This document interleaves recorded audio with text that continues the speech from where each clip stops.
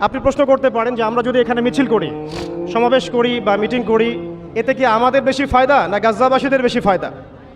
আমি আপনাকে জানাবো যে এতে আমাদের ফায়দাটা বেশি গাজ্জাবাসীদের চাইতে। গাজ্জাবাসীদের চাইতে আমাদের ফায়দাটাই বেশি। অন্তত আমাদের মধ্যে সচেতনতা আসবে এবং গাজ্জাবাসীদের পরিণতি আমাদের উপর আসার আগেই আমরা প্রস্তুতি গ্রহণ করার একটা প্রয়াস পাবো ইনশাআল্লাহ। এখন প্রশ্ন হচ্ছে আমরা এখানে কেন এসেছি? একটা গণহত্যার প্রতিবাদ করতে। কি হচ্ছে আমাদের চোখের সামনে আমরা সবাই জানি, এক কথা জেনোসাইড। এক কথা এটা একটা জেনোসাইড। এই জেনোসাইড প্যালেস্টাইনে, শামে এবং আল-কুদসকে কেন্দ্র করে, বাইতুল মুকাদ্দাসকে কেন্দ্র করে, এটাই যে প্রথমবার হচ্ছে এমন নয়। এর আগেও বাদশাহ নেবুজাদনেজার এভাবে জেনোসাইড চালিয়েছিলেন। এরপরে বাদশাহ রোমান সম্রাট টাইটাস তিনিও জেনোসাইড চালিয়েছিলেন। কিন্তু এই জেনোসাইড এবং তৎকালীন জেনোসাইডের মধ্যে অনেক পার্থক্য আছে। এখনকার জেনোসাইডটা হচ্ছে মাজলুমদের উপরে, তৎকালীন জেনোসাইডটা হয়েছিল বেসিক্যালি জালেমদের উপরে।